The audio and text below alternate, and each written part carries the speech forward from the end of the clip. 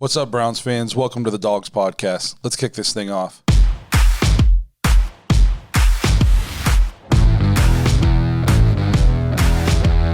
Welcome to the Dawgs podcast with your hosts, Blake Renneker, Zach Kopp, Justin Charles, and Josh All.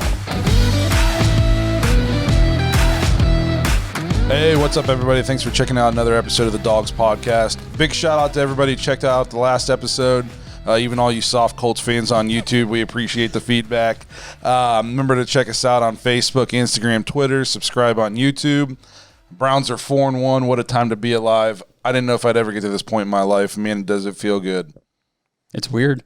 When you look at standings and stuff and you see that number next to the Browns, I mean, rarely is that first number bigger than the second number, and not by this much.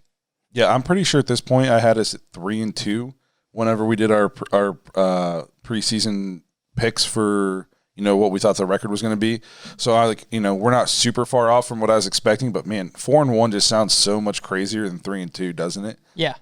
And, I'm going to be straight up honest. I did not expect to beat the Cowboys. We came out and found a way to beat the Cowboys. I'm pretty sure I picked us to beat the Colts, but that was before I knew the Colts were going to have a number one defense in the league. And then when was the last time the Browns went into a game against the number one ranked defense and scored points? In years past, this would have been a game where we got beat 28-3. We get 2 field goals or something like that. So I think our offense, people don't want to play the Browns offense right now. Yeah, and the Browns, they came out in the first half of the game and kind of flipped the script, so to say, on what our offense has done, throughout the first, quarter of the season so far. Coming into Game 5, everybody's, Browns are one of the best running teams, best rushing team. And we came out and Baker carved him up in the first half. Yep. He was finding open guys and, credit the play calling, the, scheme that we were running. We were getting guys open. Baker was putting the ball in the money. We wasn't airmailing guys, that were 15 yards downfield.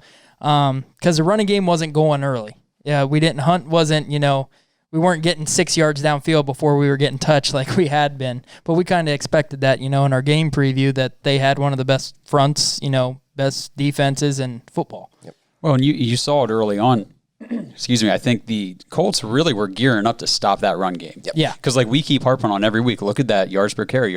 All our running backs, it's over 5. Right. So they came out and they were trying to stop it early.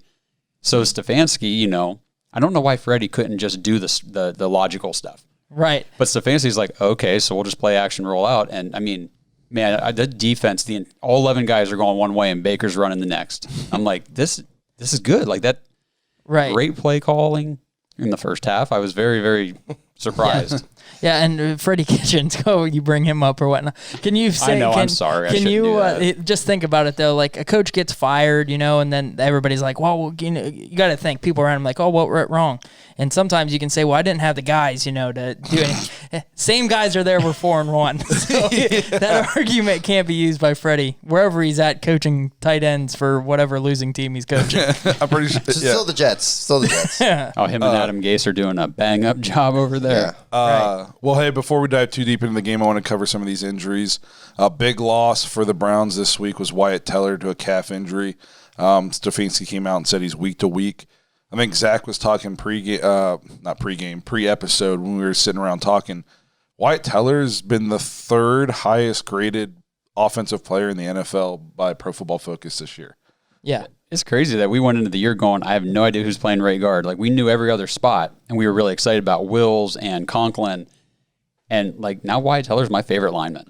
Yep, I agree. This guy's awesome. Unreal. The only 2 players ahead of him are, would you say, Russell Wilson? Aaron Rodgers was one with a 96.1, I believe, grade, and then Russell Wilson was 95.9. Those 2 are, neck and neck. 2 of if you're talking about MVP candidates. Future Hall of Famers. It's Aaron Rodgers, Russell Wilson, Pat Mahomes, Lamar Jackson. Wyatt Teller has a better grade than Pat Mahomes and Lamar Jackson. It's unreal how well he's playing. So I'm crossing my fingers hoping this week-to-week thing means he's back this week.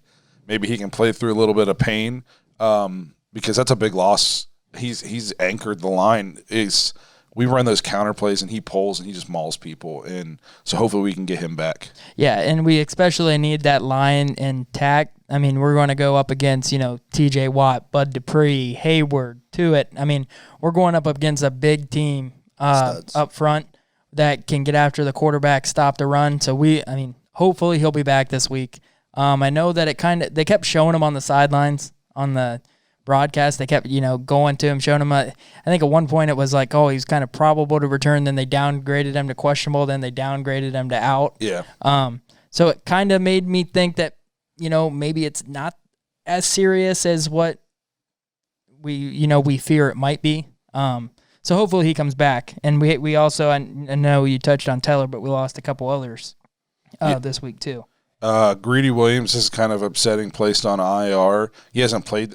Is this guy ever going to play? Which IR was it? Like, what's the duration? It's 3 weeks. Yeah. 3 weeks? Okay. But I'm guessing. So he had a setback. We're going to not see this guy till after the bye, I would guess.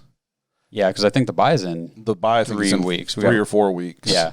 So I don't know what's going on. He's been at practice the last 3 weeks. He was saying something about maybe like a nerve problem in his shoulder. Yeah. But So I read an article, and they basically said that he has a nerve in his shoulder. It's not responding to treatment. So they're basically shutting it down.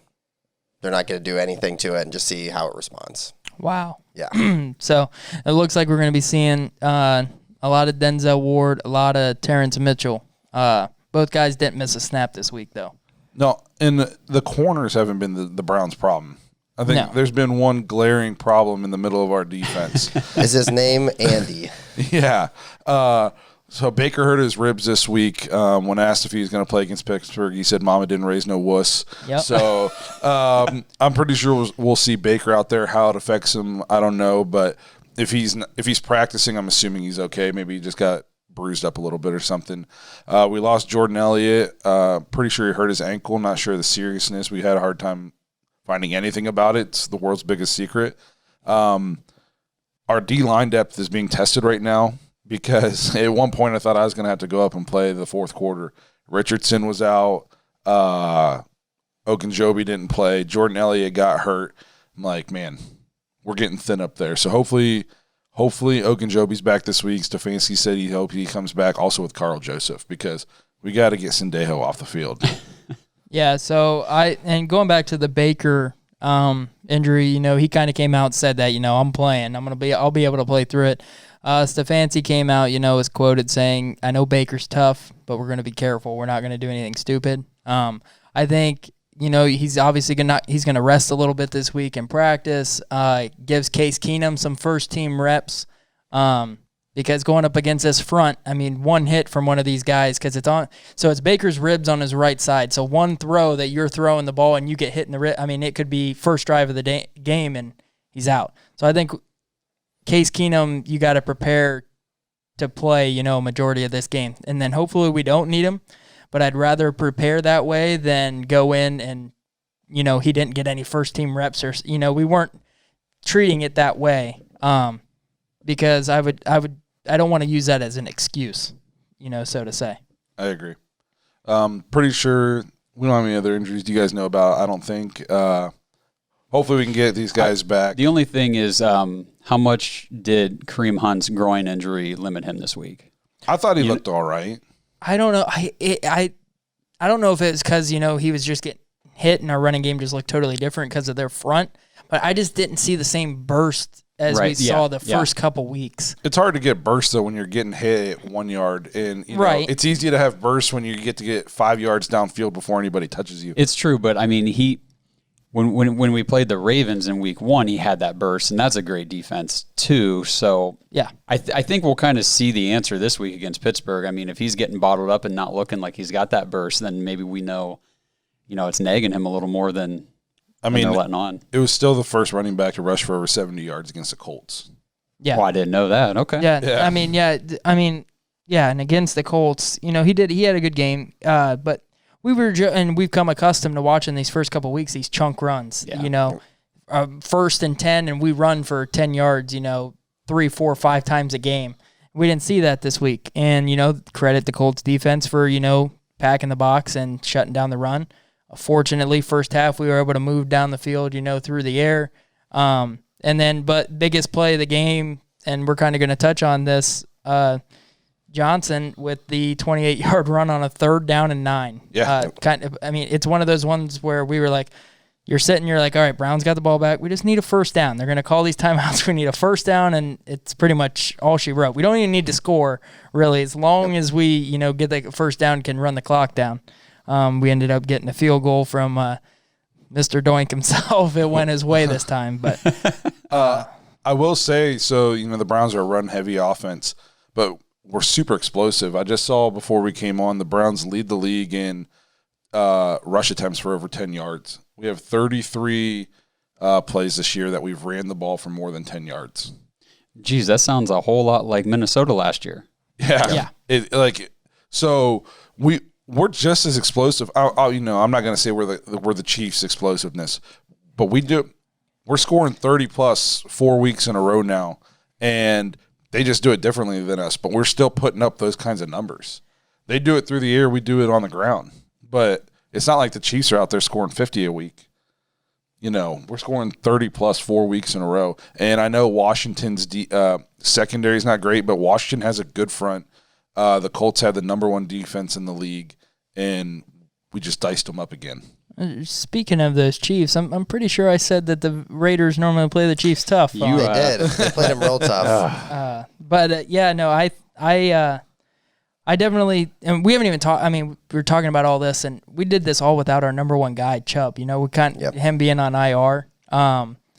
You missed him though. Like, even as good as Kareem Hunt is, there was times where you're like, man, I really wish we'd have had Chubb or whatnot to see what he could have done against this team. Well, and toward the end there, when Hunt was cramping up on the sidelines, and I was watching the game with my family, and my mom, she cracks me up. She's like, "Oh, why is he on the sideline? Is he cramped or is he hurt?" And I said, "No, he's cramping up." "Why is he cramping up?" I said, "He's not used to carrying the load like this." Right. Yeah. I mean, he's been the fresh guy coming in after Chubb goes in there and tears everybody up. So, I think that wore on him too. He just was not conditioned for that role. Yeah, no, I definitely agree. And hopefully, record-wise, we're sitting at 4-1. We're looking right now like we're a playoff team. We're not going to get too ahead of ourselves. No. But, all things trending is hopefully Nick Chubb comes back. He's 100% healthy. I mean, that just gives you a, Pro Bowl guy that doesn't have 6 weeks of football or whatnot ready to go. So kind of like Kareem Hunt last year, he came in late in the season. It was like a nice spark to the offense. You could see like, oh, wow, we could really use this guy. Maybe it'll be kind of the same thing. We talked about the schedule post-bye. Yeah. Softens up a lot. So we're going to be bringing back Nick Chubb against the Giants, the Jags, the Jets, the Eagles. Oh, boy. So that things are trending in the right direction. And I don't know where you had them at this point, but I know you didn't have us at 4-1. I certainly did not. No. we might have been 2-3 or so in your... Probably, yeah. Yeah, so we're making a believer out of Josh over here. Right. Well, and I mean, whenever, first of all, I if you guys already touched on this while I was playing with all the equipment, I'm really sorry. That's all right. But we did have a body in the stadium from this podcast Sunday. Yes. Yeah. Yes. So round of Congratulations. applause to Justin. Tell everybody, how many games have you been there before? So I've traveled out. I went to Cincinnati last year. I'm pretty sure that was the only game that I ever went out of state or anything like that. I've never been to Pittsburgh. Cincinnati's still in Ohio. Well, yeah. Like out of. Yeah. But so I was 0-21, I believe, going into it. I might have been 0-22 if I might have not counted that loss last year. Just walked out of there I can't believe we just lost to the, 1-15 Bengals. The tanking Bengals. Yeah, the tanking Bengals. But so got the first win knocked off, and it's looking pretty exciting moving forward. I'm that much closer to 500. I hear. I'm not gonna lie. Whenever they returned the kickoff for a touchdown and then picked us off the very next drive, I almost drove up and grabbed you by the collar and pulled you out of the I stadium. think we all texted you and said, "Get out of there." Justin said he was ready. Yeah, he was ready to leave. He'll say, "I'll leave if I have to." Yeah. I'll tell you what. For only 12,000 people in there, that was a rowdy, crazy stadium. And I've been to some really, really fun ones, but that place was. I text these guys. I'm like, it's lit up here right now. This is nuts. Like, people were excited. Browns fans drinking very heavily, cheering very heavily. Drinking so they can keep those masks down. You know what kind of sucks is, I've been saying my whole life is, what's Cleveland going to be like if the Browns are ever good? Scary. And as soon as the year where it looks like we're good, we can only have 12,000 people. Yeah. Could you imagine what that place would have been like at capacity for a chance to beat the number one defense and to go to 4-1? Yep. It would have been the home field advantage would have been something. It would have been insane. And every game like that going forward this year, it would be nuts. So hopefully we'll get. You never know. We might get there. We might. I agree. By the end of the season, we might be. After something happens in November, something might go away. Is it a change of season? Is it becoming winter, or is that what you're talking about? Yeah, something like that. Oh, okay, cool. All right. So that's. I want to get into what went right for this game. We've obviously touched on some of this stuff. I thought it was the best offensive half of football that I've ever watched the Browns play, considering the quality of defense we were going against. When we came, I just wanted to give Stefanski a hug. It's like he actually watched game tape and film, and they put together a game plan, practiced that week. He didn't change it Saturday night or Sunday morning like Freddie was accustomed to doing, and we stuck with it. And it's almost Belichick-ish to like come out and say, okay, this is what we do, but this is their strength. So we're going to attack their weakness, and we're going to change what we do this week. And I never expected in a million years for us to come out and Baker had like 20-some pass attempts in the first half. And that takes me into my next thing. I thought Baker played the best half of football in his pro career. Baker looked great in the first half. I mean, we kind of touched on it. I said, he was putting the ball in the spots of open guys. He wasn't missing receivers. He was managing drives great, going down the field. First couple drives, I think it was, if I pull it up here, we had a 10-play drive to go down and get a field goal, which I really thought getting a field goal there, okay, yeah, we got some points, but I wanted a touchdown there, especially they go down, score a touchdown. So we're down 7-3. Browns get the ball back. All we do is a 14-play, 81-yard drive for a touchdown to take the lead. And right then and there, he clicked the whole way down. Next drive, 9 plays, 75 yards, and a touchdown. I mean, we were moving the ball first half at will. And then second half, we only had the ball 4 drives, had a bad interception, had the one where he got hit in the second half for an interception. So we kind of got stagnant in the second half, but first half, he lit it up. And it was all really just Baker. That touchdown pass to Kareem Hunt where he's holding the ball, going through his read, starts to feel pressure, escapes the pocket, and puts it on. That was vintage rookie Baker that we haven't seen, honestly, in a year and a half. It was so awesome to see. And we've been talking about it on this podcast all year that eventually a team's going to stack the box and make Baker throw, and we want to know if Baker's going to be able to make those throws. And he led us to 20 first half points against a team with the number one defense, and he looked so good. 228 yards passing. He was on pace for 450 for the game at halftime. Yeah. And then if you would have told me in the second half he was only going to have 19 yards, so we'll get to that. But, man, the first half was the Baker Mayfield show, and I think it put teams that we're going to play on notice, like, if we want to stop the run, they do have the ability to do that kind of stuff and to hit us deep. So now it's a pick your poison, and I think you're seeing this is why we keep scoring 30. It's what do we do? Do we let them run for 307 yards, or do we stack that box and let Baker throw for 250 in the first half? Yeah, what do we do? This was a big deal. It really was, because the identity, and we've been talking about that. Thank God we have an identity, and it's the run game. Yep. And that is where we are so strong. And when people are going to stack the box, we need to show and prove that we can still beat you in other ways, because that's only going to open up that run game even more. Mm-hmm. And that's what we need to be able to have that and execute it every game to be successful. Yeah.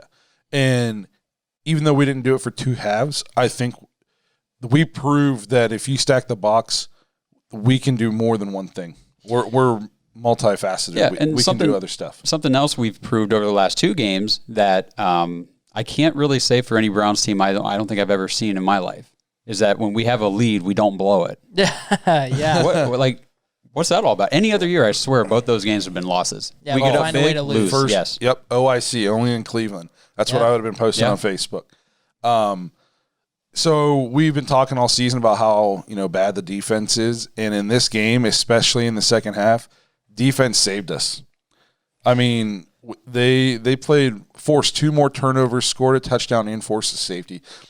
And, man, was that safety at a great time. Oh, yeah. We needed that bad. And we're super susceptible down the middle because Andrew Sadejo can't cover anybody. I don't know what it is. I don't know if he's got – dirt on Stefanski, so that's why he gets to keep playing. But, man, I was so excited for that signing, and he has been a huge disappointment. But to come out and force more turnovers, do we still lead the league in turnovers? I would guess we came into this game leading. We did turn it over twice, so that doesn't help the situation. But that's the differential. Right, yeah, but we still force. Oh, I see what you're saying. Yeah. Yeah, I'm not sure if we're leading now or not, but yeah, our differential stayed the same at +6. But, we got credited, came out second half, we're up 10 at half. Phillip Rivers does what Phillip Rivers does, throws a pick 6 right out of halftime, and then the special teams, gives up the long play. So all of a sudden, it was like, we're up 17, we're really going to pull away, back down to 10, and then we end up throwing a pick, and then now it's a one-possession game, and then that safety, like you guys said, was crucial to get that in that point of the game. And then really, we didn't do a great job following up. We went 3 and out with the drive right after it, which kind of our second half woes. We didn't move the ball in the second half very well. And credit them for making adjustments. But offensively, the Colts, our defense looked great. But I was big on it last week. I didn't think their offense was very good. Say what you have to say. I didn't think they were very good. I thought they were, I said that they were overrated last week. Oh. And, Phillip Rivers proved to be exactly what I thought he was. I'm pretty sure last week I said, Phillip Rivers likes to turn the ball over. And I caught a lot of flack on YouTube for saying that. Yeah, we got some haters out there. Yeah, and all he did was come out and throw 2 picks. And you're never going to guess what I saw all over Twitter, all over YouTube after this game. Oh, Phillip Rivers is costing the Colts. He's terrible. If a team forces him to play quarterback and not just have a lead, he can't do it. But, okay, well, I'm pretty sure we said all that pregame, and we caught a lot of flack for it. And the thing is, it's not like we were just looking at a couple games sample this year saying, "Oh, well, Phillip Rivers isn't playing that well." Right. You saw him all last year in Los Angeles, just throwing picks left, right, and center. And look at them now. Look at him now with a different quarterback. How good does Herbert look? Oh my God! On a side note, I didn't, super big side note. Wow. He is excellent. I'll be honest. Coming into the season, I'm not saying I didn't think he was going to be a good NFL quarterback down the line, but I didn't think that he'd be. Oh, I was super low on him. I didn't think he was going to be a good quarterback down the line either. Yeah, I was like, I don't see this guy, fitting there. But he played super well last night. Should have won on Monday Night Football. Yeah, should have won without Keenan Allen for a majority of the game. Mm-hmm. No Austin Eckler. So Herbert is the real deal. But Phillip Rivers, he just proved, that he's still that turnover machine that's gonna lose games for you more often than he's going to go down the field and win you a game. I wonder how much he was mic'd up in Cleveland. Yeah. So, I in our episode earlier in the year when we picked, wins and losses, I said I didn't understand all the hype about the Colts. I didn't think Phillip Rivers was a franchise-saving signing for. They might be better off with Jacoby Brissett. Jacoby Brissett wasn't bad last year. He wasn't bad. The thing is, there could be a point this season you might see him. Yeah. So, I didn't understand all the hype about bringing Phillip Rivers in. And to this point in the season, he's not very good. No, he's not. I'm pretty sure he's probably even on touchdowns in it because he threw 2 picks. So, yeah. And calm down, Colts fans. Just chill out for a second. When these quarterbacks get this age, not everybody's Tom Brady. You know what I mean? Like, Peyton Manning fell off a cliff. Yep. Like even fast overnight. Overnight. Yeah, you're right. And look at Drew Brees right now. He is not Drew Brees of last year. Not at all. He is a different Drew Brees now. Like this. And people can try to say, "Oh, he doesn't have Michael Thomas." No, it's Michael Thomas. If anything, is kind of carried Drew Brees a little bit stats wise. Mm-hmm. Drew Brees came out and he said, because he's got one of the lowest ratings of air yards per throw or reception. Okay, and he came out and said, well, I don't care about, air yards or whatnot. So, and no wonder, because he throws the ball 5 yards down the field. Michael Thomas makes a guy miss for a 40-yard gain. Mm-hmm. And that's kind of how their offense is built. And, it works for them. Sean Payton, they're sitting at 3-2, should have lost last night. But you see that. These older quarterbacks, it's like it could be a game-to-game thing. He might light it up one. I'm not saying Phillip Rivers can't go out there and throw for 400 yards and win you a game. I'm just saying that he's not going to do it 16 times in a year. You might get 1 or 2 games like that, and you might finish 4-12. And I get what the Colts are doing. It makes sense. You have a good defense, you've got a great offensive line and good running game. Just get a quarterback in here who can manage the game, and you're going to get your wins. Yes. They've proven they can do that before in the past. Yeah, and Brissett, it just didn't work for them on Sunday. Right, and Brissett did that for a majority of last year. Got into the playoffs. Yeah, they were not a bad team last year, and they bring in Jonathan Taylor, who honestly averaged 4.8 yards a carry, ran the ball pretty well. He only got 12 carries. You got to treat him like you do some of these top running backs in the league. That guy's got to get the ball 20, 25 times a game. You got to get him involved. If you want to win games, that's what you got to do if you're the Colts. Luckily, they didn't do that against that's what having that lead does. Yes. We took Zeke out of the game last week. Yep. That's huge. If the Browns can start making the other team one-dimensional, you're going to win more times than not with a decent defense just because the other team, now their playbook's cut in half. That's why we force so many turnovers. Right. Teams are forced to play from behind. They're forced to, their quarterback is like, I got to make a play. And we know that story all too well. That's been us forever. So, it makes sense. So Indy fans, just, calm down. You got a great defense. Hang in there. You guys You'll are be good. all right. Yeah, you guys, we're not saying you're still not going to be a playoff team at the end. At the end of the year. Might play the Browns in the playoffs. You're just Who not knows? as good as us. Right. Oh. Yeah. Yeah, I put the hashtag out there. Hashtags. Some people hate you for being right. So we talked a little bit about the safety. I put this in here. Myles Garrett's officially off my hot seat. He's playing. Amen. He is.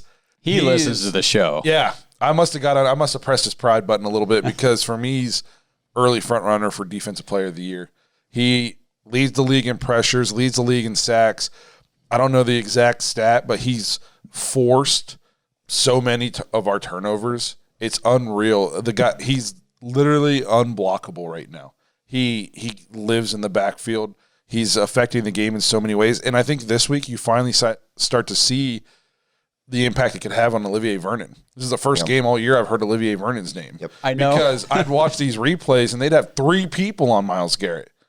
So that left 2 people to block the rest of our defensive line. And Olivier Vernon had a pretty solid game. So Myles Garrett, hats off to you, man. You're living up to the potential this year. And it's amazing to see because he's untouchable right now. Yeah, so some of the big stats that we've kind of knocked Myles Garrett a little bit when we went to like the stats part of it of the percentage of plays he plays in a game, how much he's on the field.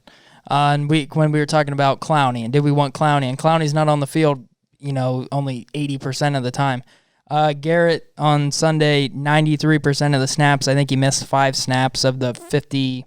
I can't remember exactly how many, but of the 56 plays they were on defense, he missed 5 plays. And then Olivier Vernon on the field, banged up. We've been wondering what we're going to get, 86% of the plays. So, having those guys on the field, as much attention as Garrett gets, frees up Vernon a little bit, but you can't forget about him, and that just leaves room for Claiborne and Sheldon Richardson, Jordan Elliott when he comes back and he's healthy. Our line's loaded. If they're healthy. If they're healthy. But here's the thing, too, is I might take some flack on this. I feel like Myles Garrett's the only one doing anything. Somebody else has to step up. Yeah. Literally Myles Garrett is the only person doing anything. Ogunjobi played well till he got hurt. But I agree. Get back on the field. I get exactly what you're saying. So look at, preview a little bit here early of the Steelers game. We talked about who they got up front. Watt, Dupree, Hayward, Tuitt. The guys, they're averaging 5 sacks a game. Yeah. A game through, I think they're coming into this week, through the first 4 games, they had 20 sacks in 4 games. They're legit. Their insane. defense is legit. That's crazy. And I don't know. They played Philly. It was a tough game, this week. So I don't know how many sacks they probably had at least 1, I would say, in that game. They had won the first drive because I was watching the game. So I get what you're saying. It can't be a one-man show because now he is getting all the double teams because they can match up one-on-one with everybody else. I thought one bright spot to see here, Hooper led the team in targets with 10. We've seen a major uptick in his usage the last 2 weeks. To me, that shows that Stefanski's still evolving this offense. I think we saw week 1, I was like, what are we doing? I thought we were going to be a running team. I thought we were going to do this and this and this. We didn't do any of that. And every week you've just kind of seen like another little wrinkle in our offense. And, we add this, we add that. In the last 2 weeks, Hooper had some big catches the last 2 weeks. Mm-hmm. So people saying, why'd we spend all this money on him? I think I sent you guys a text when Odell threw it to Hooper. I was like, the Browns just have dudes everywhere. Yeah. Like there's no bad players on offense anywhere. Why do you sign Hooper for $40 million if he's only going to get 4 catches a game? Because those 4 catches might be needed.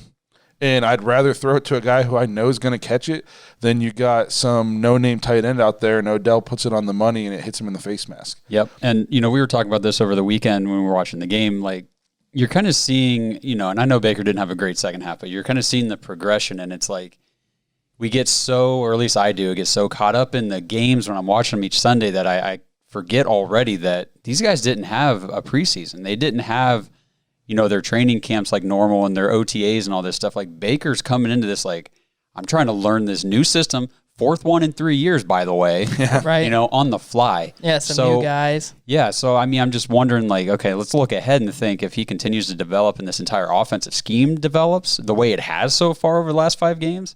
Wow. Right. Just wait until the end, toward the end of the season what we're going to be able to do. And when you put, an all-pro player at almost every single position, it makes you so much tougher to defend. Yeah, well, and this shows that Freddie was the problem last year. There was 100%. There was no question in my mind that he was the problem. I know, but this is just that solidifying proof. It's the evidence on the table. Like, okay, we called it. It was Freddie. It was Freddie. Yeah. I think Zach touched on this, but you think he's sitting there watching NFL Sunday Countdown going, man, I suck. Yeah. I mean, you see that all the time with like Hugh Jackson when we got rid of him is because, I didn't have all the guys, I didn't have the players. So how was I going to be any good? I didn't have any players. Freddie can't use that excuse at all. He can't sit there and say, well, man, if I'd have had Odell and Jarvis and Chubb and Hunt and Baker last year, I would have been really good. Oh, you had all those guys. Right. So yeah. Man, it's so nice having a coach. I think Myles Garrett, front runner for Defensive Player of the Year, and I think no question Stefanski, early front runner for Coach of the Year. Yeah. It's not even close. So this, I'm like, this is what it feels like to have a head coach. You're like, okay, I don't hate my head coach. No. And so this is wonderful. Here's the crazy thing. Last year, you'd turn on ESPN and it'd be like, Browns, dysfunctional. Odell Beckham, is he getting traded? Myles Garrett hit somebody with a helmet. It's like, Jesus, what are we doing? This year, I turned it on. It's like Browns, very surprising. They're doing some things. Stefanski, Coach of the Year, candidate. Yeah. And it's crazy just seeing like how the attitude has changed just from year to He changed the culture. The culture, and you don't hear any drama or anything. You don't hear, hey, this guy's not getting along. You don't. You know what helps that though? Winning. Oh, yes. Sure. Yeah. But his mentality on the sideline, he's so even keeled, and I mean, he always looks like he has control. Like even when things are spiraling, we're screwing up and letting people run 99 yards for a freaking touchdown. I mean. He's all right. He's ready to roll for the next whatever's coming next. So I didn't put this in here, but me and Justin were talking on the way up. Odell, man, he's healthy and he's different. He's scary explosive. He is so explosive. I think his numbers, because of the kind of offense we run, they're not going to like wow you. But if you're watching a Browns game, I feel like Odell pops off the screen almost every play. Every catch is awesome. If he gets the ball in his hands, you're like, he might take it to the house. Like he said, imagine put Odell, like this healthy Odell. Imagine if he was on the Cowboys. Right. He'd be breaking records. The one huge play, I think it was, I can't remember what the score was at the time, if we were tied up in the first, but the play where he went up, kind of jump ball. The challenge play. Yeah, they challenged it. I mean, what a catch. So they challenged it, and immediately they put it up on the screen, and everybody saw it was a catch, and they just put him up. And his personality when things are going good, it is awesome because he's just like, Yeah, And when things are going bad, he's a team destroyer. But man, when things are going good, yeah, and I know you don't feel either way, you know. Yeah, so I mean, crazy, you know, being 4-1. Baker now leads all-time winningest quarterback at First Energy Stadium. It's awesome. With 12 wins. 12 wins at home. Out of the Browns? Because Ever. He just he finally passed Ben. Since we he came beat back. Ben Roethlisberger. How yes, we've embarrassing! been waiting for 20 years for somebody to beat Ben Roethlisberger. Seriously, so sad. Yeah, so That is the most embarrassing stat I've ever seen in my life. and another quick stat, you know, first time being 4-1 since 1994. Two coaches on the staff that year. Bill Belichick was head coach. We actually made the playoffs, won a playoff game that year. Nick Saban was also on the coaching staff for the defense. It's awesome. It's crazy. I mean, those are legends. Right. So, But man, it's been so long, and you know, I've been tired of hearing that stat too. Of who's the best quarterback in Cleveland? Big Ben, because that's all he does is win there. So finally, we can kind of put that to rest, and we get to play him this week.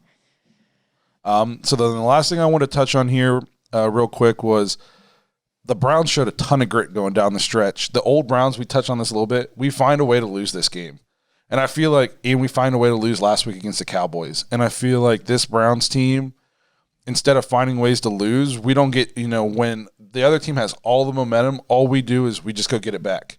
We needed a first down, and we run for 28 yards on third down to ice the game. I'm not used to seeing that from the Browns. You know, I'm used to seeing us go 3 and out, and then that team goes down and takes the lead, and then we have to try to get a field goal with 30 seconds left. Well, I mean, the kickoff return and then the pick, it was like, oh, this is what always happens. Yeah, Right? yeah, and we find a way to win, and that's Stefanski's culture change. It's crazy. It feels awesome. Yeah, another big thing that I noticed was we didn't punt until the fourth quarter.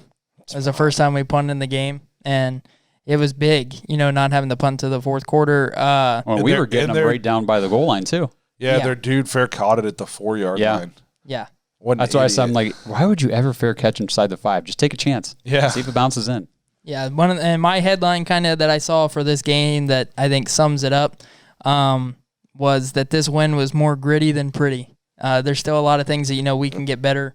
And we've heard that from Baker in the press conferences after the game. You've heard it from Stefanski, you know, saying it's nice getting a win and still knowing that there's things that you see that you can get better that aren't big things, big changes. You know, rather than you come off a loss and you're like, well, okay, we got to rewrite the playbook because we just got beat by 30, type of a thing. Well, I think you make a good point, the gritty versus pretty. I mean, in the NFL, just even watching any other games or snippets of games, I mean, it doesn't matter what team it is. It doesn't matter how good they are and what players, coaches, whatever. There's good moments and bad moments for everybody. Right. Because they're all professionals. So the good teams are the ones that, despite everything that happens, find a way to win. And that's what we're doing.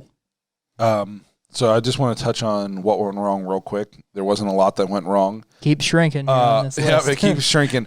Obviously, second half offense was bad. Jarvis with 2 super uncharacteristic drops, Big drops. and they were big. The one was it was third down, right? We Yeah. needed that first down. It was like 4 yards. He caught it. He was past the first, and he dropped it. And he would have ran Yeah. for a lot of yards. So I don't know what happened there. A very uncharacteristic. I don't expect to see that ever again. He never drops anything. No. Baker was bad in the second half. I mean, part of that, he had a couple drops, but threw 2 picks. I won't put the one on him because he got drilled, but the other one was bad. Mm-hmm. He had 19 yards passing in the second half. And one thing I've noticed about the Browns this year is, as well coached as we are, and as we're finding ways to win, we go in these lulls where it's like we try to play like the old Browns. There was Still trying to shake it off, man. The ghost of the past. Yeah, like we're 4-1. I don't think we've played a complete game yet. No, we haven't played a complete game. We got to play. If we want to beat the Steelers, it's going to take 60 minutes of our best football to beat the Steelers. We can't play 3 quarters and think we're going to win, because in that 1 quarter of bad football, they'll put it on us, and we won't have a chance. So I want to see us put together a whole game, and then. We were up 17 after the pick 6. All you have to do is not give up a kick return for a touchdown, and not throw a pick on the very next possession, and we walk out of there with an easy win. And what do? We give up a kick return for a touchdown and throw a pick right away. Kick it in the end zone every time. I don't understand why we don't kick it in the end zone every time. And he does it. I mean, he did it on almost every other kick, and we've seen him do that. And that's, I mean, special teams, that's one area we have to work on. I think that, I mean, punter, we have a great punter. Haven't had to use them a whole lot this year, which is a good thing. Yep. But kick return wise, I feel like it's the same story with the Browns all the time. We get a lead, and then we're like, okay, well, or we score, and we're like, okay, we get a stop here, we can go down, and all of a sudden they just ran a kick to the 45-yard line. And Mike Pruford's supposed to be a good special teams coordinator. I mean, this coaching staff kept him. Right now, and it was a good return. The guy was super quick on the return. So, and how many times, who knows? There's probably holding somewhere on that because it almost happens every single time that there's a long return. But I feel like more times than not, we get burned by the special teams, especially on kickoffs. To me, it's just a decision-making on the coach's part, though. The Colts had not proven that they could go 80 yards on you. Right. So or 75. So just kick it in the end zone. If you kick it to the 1 and they return it, you're hoping to pin them inside the 20? What's 5 yards? I would rather just give them that 5 yards and not have it returned for a touchdown. Not even have the risk of it returned for a touchdown. It's a 0% chance they're getting 7 on that play or 6 on that play. And it's like I don't understand it. The difference between starting at the 19 or the 20 and the 25 is not that big of a difference, especially when this team has proven they can't march on you. Especially so, I did not get that. I hated that. Just kick in the end zone. But that's it for the what went wrong. I said that's about it because we won and we're 4-1. And Colts fans, I don't know how you feel about that, but wham. So that moves us into a little bit of a Steelers preview. I actually sent a text this week. I said the Browns have played some really good, units this year. We've played against good offenses. We played against good defenses. We played against, a team that has a good defensive front but not a great secondary. I think this is the first time the Browns are playing since week 1 a complete team. Yep. These guys have a good offense. They have a good defense. It's going to take the Browns' best effort to win this game. Yeah, I'd say right now Steelers look like maybe the best team in the league. The Packers look like good luck beating them. I will say we gave the Colts flack for who they played. I think I saw on the way in that the Steelers opponents they've played are 3-8-1. All right, Pittsburgh fans, let's hear it. So right. Bring it on. Now, I'm not going to say they're not a good team because I watch the Steelers every year. I know it doesn't matter who they play, they win games. But Philly did give them a game this weekend. And I think Philly's awful. And we've been saying every week, Philly sucks. Well, and I thought Denver gave them a game. I watched that game, and they were on their third quarterback. Giants played them well week 1. That's true. Yeah, that's the only game they played well except for this past one. Daniel Jones played really well. That's the only game he's played well. Yeah. So I think the Steelers are a good team. I'm not going to say they're not a good team. No, but they're beatable. But they're beatable. If we do what we do, and we go out and we play well, we can win this game. I think a huge matchup is hopefully Wyatt Teller comes back, and it's going to be our offensive line against their front. Yes, because that is like just something that I can't take anything away from them is they stop the run. Yeah. You can. I mean, watching Saquon Barkley week 1 against them was like, oh wow. Ben Roethlisberger had more rushing yards than him. Yeah, they only give up 64 yards a game rushing. We're still, even though we didn't have a great game this week, we're still averaging 188 yards a game on the ground. So, I mean, it's same kind of scenario, same kind of preview, really good defense, going to stop the run. All we want to try to do is run. Which one's going to break? Are we going to come out and throw? They have some playmakers, a Minkah Fitzpatrick on the back end that, They're loaded. They are loaded. Joe Hayden's just hanging back there, too. Yeah. Right. So, I mean, they got a great defense. It's going to come down to who turns the ball over. Yep.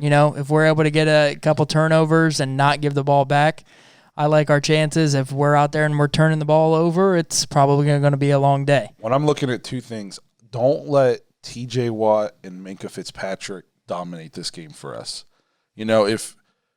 If we got to double team TJ Watt, don't let him get 4 sacks. Don't let him hurt Baker. And Baker, every play I want you to come out and you find Minkah Fitzpatrick.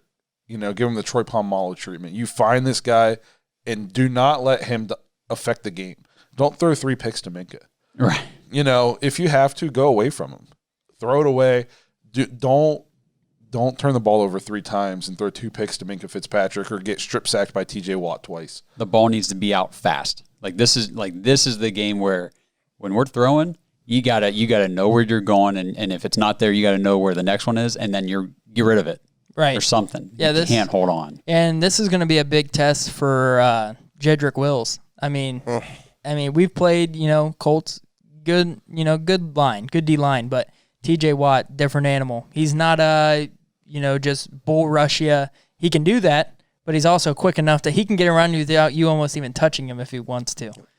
So big test for him because he's a guy they move around. He'll be on the left side. He'll line up on the right side to kind of see how we can control that.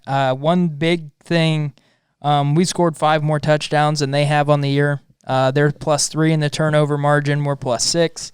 We're 3.5-point dogs coming into this game, which I didn't expect us to be favored coming into this game. We're hardly ever favored against Pittsburgh. Even if we would have a better record, we probably still wouldn't be. And it's in Pittsburgh. But one of the big stats that I saw when looking up the breakdown for this game, trying to prepare, is our defense has been on the field 99 more plays in 5 weeks than what their defense has. So their offense, when they're on the field, they kind of control the game, control the clock. I think they're +8 or 9 minutes in possession. So they're on the field, they're putting together long drives, draining the clock, and getting points. And that's kind of been their method since Big Ben's got there. Long drives that he somehow keeps going, third, and he scrambles out, gets you the first down. They take 6-7 minutes off the clock on multiple possessions. So I think for us to kind of win this game, we want to keep, as good as their defense is, we want to try to keep them on the field, especially knowing that their offense can be explosive. We saw it this week with Chase Claypool. Rookie came out 4 touchdowns this week. They got playmakers on the offensive side. And our defense, we haven't shown that we can stop playmakers on the offensive side. No, I think a key for the Browns defense is to get Carl Joseph back and hope that Ronnie Harrison can play, because it makes me nervous. Big Ben is not Phillip Rivers. He still has the ability to go out there and dice up a defense. So, and you know how I said we got dudes everywhere. They kind of do also. Yeah. I don't think James Conner's anywhere near as good as our running backs, but he's a solid running back. Chase Claypool's really good. Juju Smith-Schuster with Big Ben looks pretty good again. Yep. So they got guys. They do, and it's gonna take a solid effort. That being said, man, if we win this game, I'm going to float in here on a cloud next week because I don't even know what I'm going to be besides myself. Yeah, I will. And the thing, though, because I was watching the Eagles and Steelers on Sunday, and Big Ben is still, I mean, like you said, he can still come out and dice you up, but he's not as mobile as he used to be. He's not as good as at extending plays. He's getting hit more. I think that Myles Garrett could go off and have a good game against him, potentially. So, and he usually plays him tough. Myles Garrett, he loves to play big men. Yeah, I think that I agree. I think Myles Garrett can come out and have a big game. One thing that I've seen so many times, though, in like Browns-Steelers game, just Myles Garrett, if you do get your hands on him, just make sure you get him to the ground. I've seen Big Ben like somehow shrug off, 300-pound linemen like it's nothing to make sure you get the guy to the ground. But I agree. In the games that I've seen this year, he hasn't been, the Big Ben that somehow is mobile enough to extend a play multiple different times on a drive. So I think we can. Hopefully, Olivier Vernon, hopefully Ogunjobi's back. I don't know if he's going to play this week. He's been our big, run stopper. He's always attacking the guy running the ball. So hopefully we get him back up front. And our linebackers, we're going to have to blitz him a little bit. And hopefully we can attack Big Ben. I thought Taki looked good against the Colts. Yep. So hopefully he can continue to trend in the right direction. It's going to be a tough matchup. I think how fun is it for us that going into a Browns-Steelers game, we think it's going to be a fun game, and we feel like we have a shot against them. And it's not just like, well, we lose by 30 this week. Chalk this up to an L. We were talking about it on the way, and I'm like, man, like 10 years ago, I'd be at a bar hammered. And we'd have like 2 wins, and I'd be like, you guys suck. We're going to win this game. And we never did. Right. Like my whole life. So it's very, very exciting anytime. I mean, it's a very strange year. I mean, they're 4-0. We're 4-1. I mean, when was the last time the Browns played the Steelers for, and it mattered in the AFC North? For a battle for the lead in the division. Yeah. I mean, it's unreal, and I think it's good for football. It is. This division.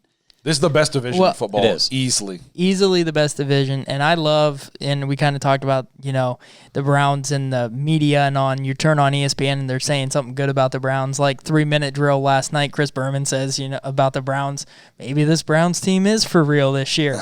And you got Colin Cowherd, he had his producer really had to do some work because he can't bash the Browns every day. He actually had us in his top 10 on the hierarchy 2 weeks in a row. Yeah, so last week he had us at 10, and he had the Colts at 9, and he picked the Colts to beat us. We beat the Colts, and it keeps us at 10. Yeah. So the guy's not going to give us too much credit. Which the Steelers, I think, are at like 7 or 8, so one of us is falling out this week. Yeah. So we'll see if it's us or them. But it's so much fun for me that this game matters. We have a chance to win this game, and hopefully the Browns keep trending in the right. I still have so much. I'm always hesitant to say we're good because I've seen us fall off cliffs before.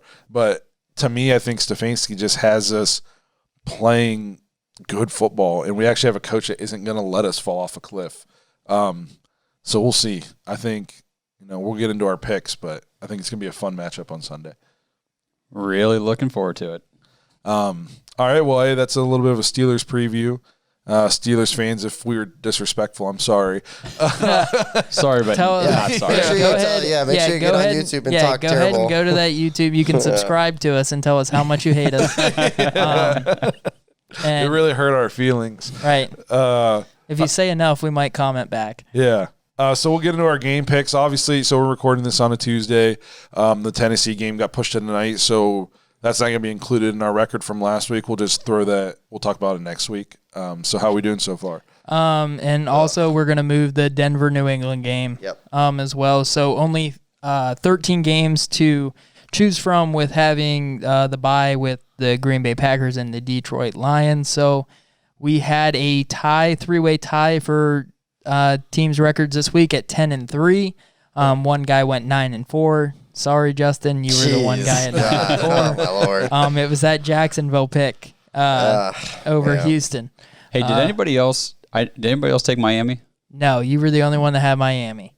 I saw that score coming up, and I'm like, whoa. Which is crazy. Their defense, like just losing those 2 guys up front that they lost defensively. Yeah.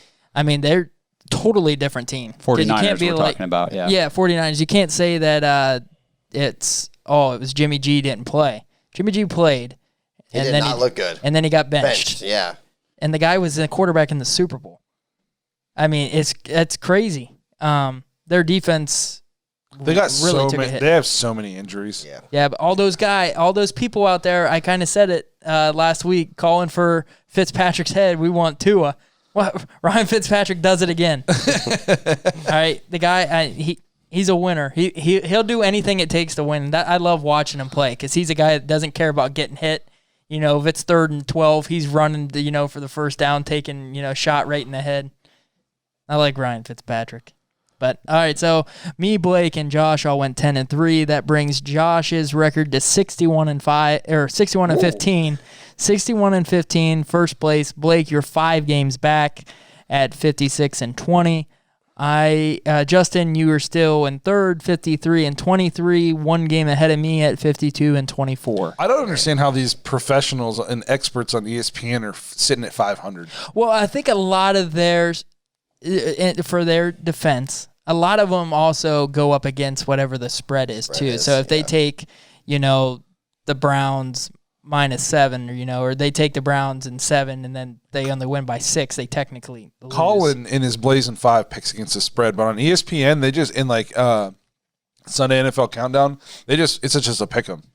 Yeah, but a lot of times I think when those guys are picking before the games and stuff, they're like, okay, if the first 4 guys pick the one team, the last guy's like, all right, I'll pick the other ones just to keep their fan base happy. So they just overthink it. I think we should be the experts. I think we are the experts, Blake. Yeah. There's no shit about it, man. So if anybody's doing a parlay to tune in or whatnot, watch who Josh picks or whatnot for this week. Yeah. So we got Houston at Tennessee, first game up. Houston at Tennessee.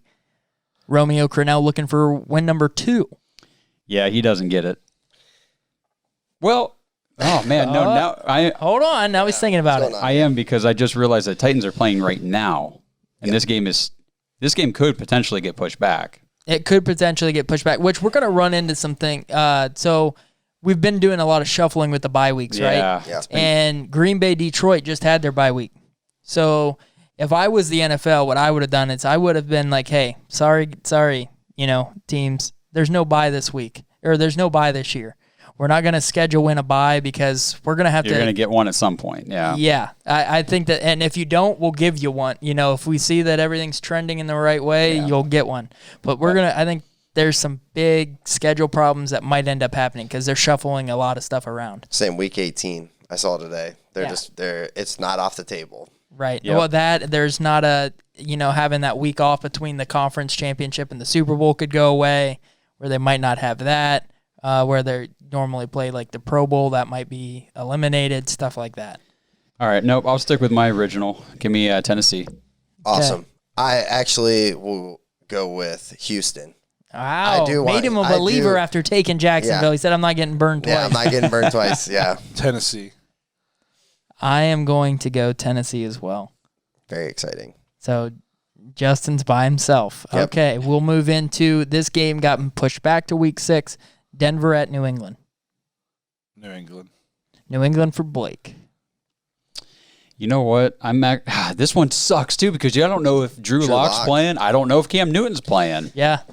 You know what you know, though, is that Bill Belichick got an extra week to prepare. And they are at home, so give me New England. I do like me some Drew Lock, though. Justin. I also will take Patriots. Go ahead, bro. I'm going to go New England as well. You don't want to come in last place again. But I thought about it. Hey, I also was the guy that said about the Raiders last week. Here's my thing: is if I finish last, do I get to pick where I go down to eat? There's only one winner. The 3 others have to buy the winner. So right now we're all buying Josh dinner. Oh, okay, cool. I thought I was just on board for this is a fun the game. check. All right, so now we got Bengals at Colts. Colts looking to bounce back after Joe Burrow looked really dicey against Ravens defense this week. If the Bengals had anything in the way of defense, no, it's Colts. I'm going to pick the most awesome fans in the world, Indianapolis. I'm taking the Colts because I don't want to catch that flack on YouTube again. Yeah. You guys are so disrespectful. Put some disrespect on the Colts' name. Yeah, talking about disrespecting them. Well, just because of that, I'm picking Cincinnati. Well, they hate you already, bro. You talked so much crap about them last week. Let's see if I'm right again this week or what. Tune in next week, Colts fans. See if you still hate me. Yeah. Atlanta at Minnesota. Falcons didn't pull off the win this week. Oh, and what did I say? I called that. Yep. Yep. Minnesota should have beat Seattle. What do you guys think, real quick? Do you go for it 4th and inches down on like the 6-7 yard line? Do you go for it without Dalvin Cook, knowing that if you get the first down, you win the game because time's going to run out? Or do you kick the field goal, go up by 8, and Russell Wilson's got to go down, get a 2-point conversion to beat you? You kick the field goal, go up 8. Worst case scenario, you're looking at overtime. I think it depends on the situation. When I'm going against Russell Wilson, I kick the field goal. If it's not him or Aaron, elite quarterback, maybe you go for it and say, okay, drive down the field and beat me with 50 seconds left. Yep. But, okay, who we got in this one? Atlanta at Minnesota. Oh, man. Well, I'll tell you what. If Julio Jones is out again, give me the Vikings. And Dalvin Cook's probably going to be out. Well, Alexander Madison. He looked all right, though. He looked good. He looked real good. Yeah, I will take the Vikings. I'm going to go the Vikings also. It kind of looks like they're starting to figure it out a little bit. I'm going Atlanta. That a boy. I'm going Atlanta. They got to win sometime. They got to win sometime. Yeah. Okay, this game. By the way, round of applause here for Washington football team's Alex Smith getting back on the field after awesome. 17 surgeries. That is that's a big time football story right there. And there were some people out there saying, he didn't look good. Are you guys kidding me? Guy had 17 surgeries. You're going to talk about his quality of football his first day back? Yeah, he's walking. Yeah. Well, and he's getting thrown in the middle of a game that he wasn't supposed to play in against Aaron Donald. Yeah. When Aaron Donald was on his back, I was like, oh, boy. Oh, I know. Oh, God, this is it. See how that leg holds up? He's about to have 18 surgeries. Oh, Lord. They did say Allen would be the quarterback, though, as long as he was healthy. Yep. So we got them against Daniel Jones and the Giants, who played Dallas tough. I'll just go ahead and do it. I'm going to take the Giants. I can't pick the Giants in anything. I'm going with the football team. Oh, I'll never pick a New York team. Give me the football team. The football team. I'm going to go... Wow, this is a tough one, but I'm going to go Washington just because of their defense. I don't think this is a high-scoring game at all. Baltimore at Philly. Philly just coming off a tough game against Pittsburgh. Now, I will say this real quick. Baltimore is showing that they're not what they were last year. So maybe they need to make it more nice to involved. See. Yeah, your fantasy team would like that. Yeah. Now, give me the Ravens. So the Eagles aren't that good. Yeah, I'll take the Ravens aren't that bad. Ravens also. So we got Ravens clean sweep there against Philly.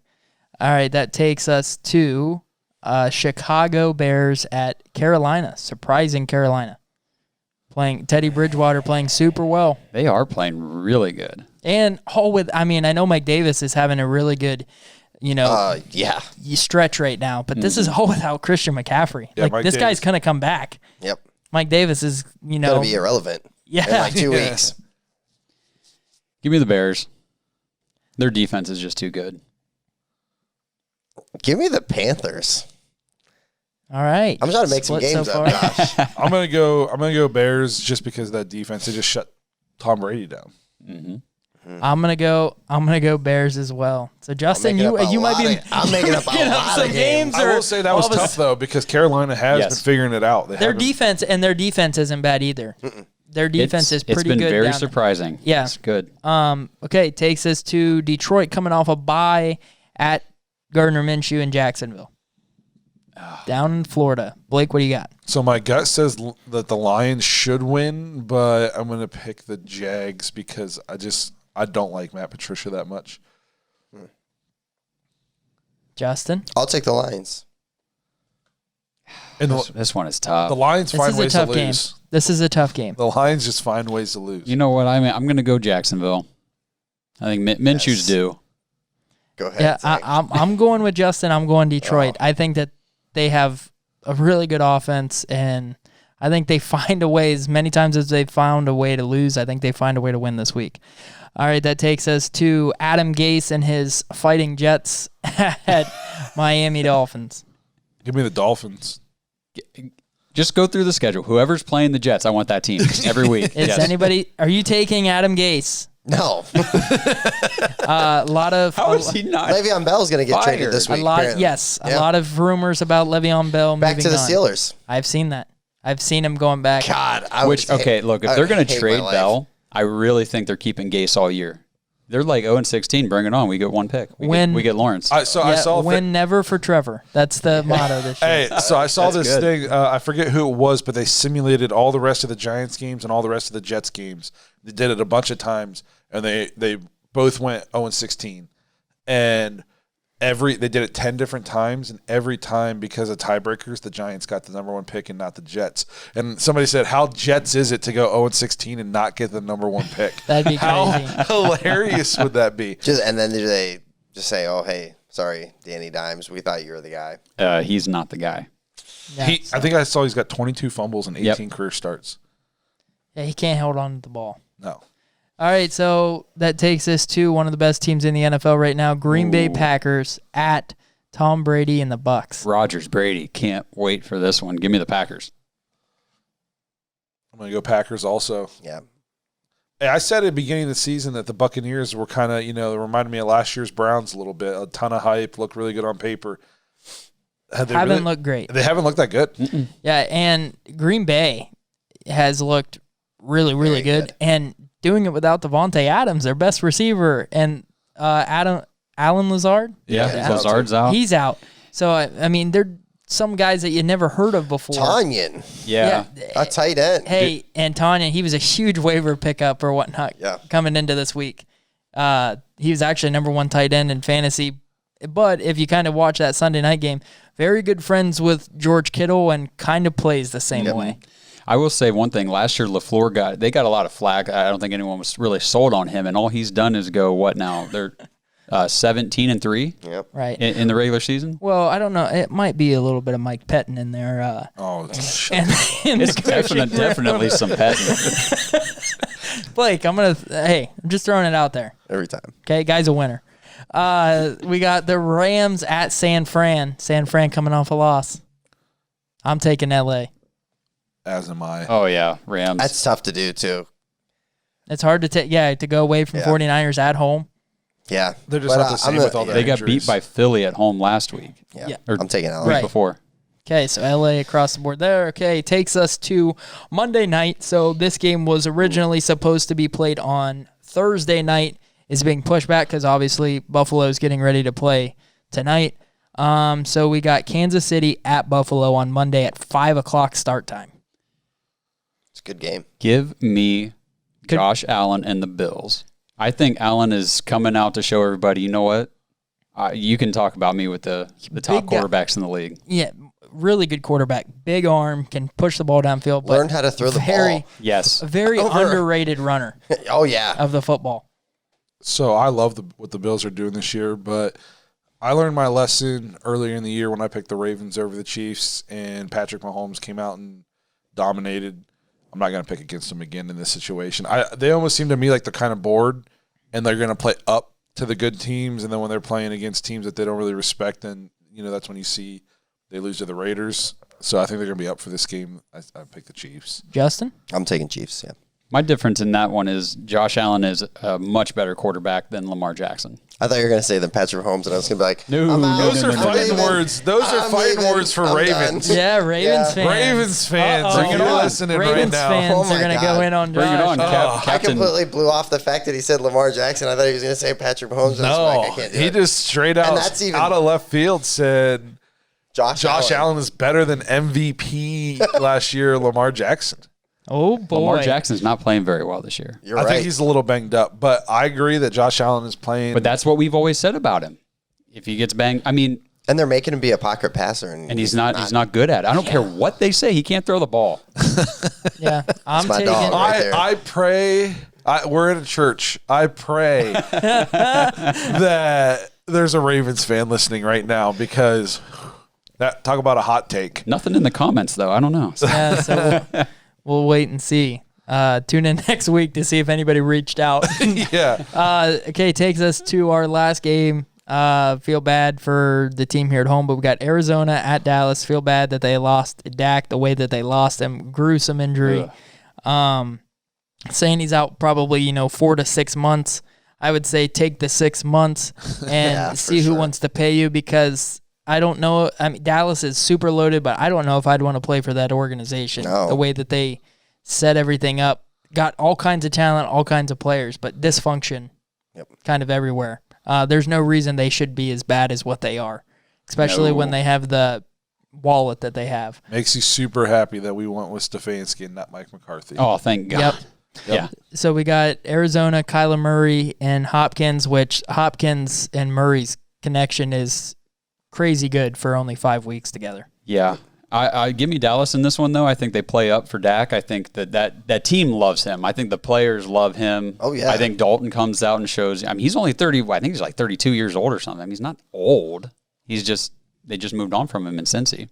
I agree. I'm going with Dallas because I don't think the Cardinals, ever since week 1, they haven't really looked that good. No.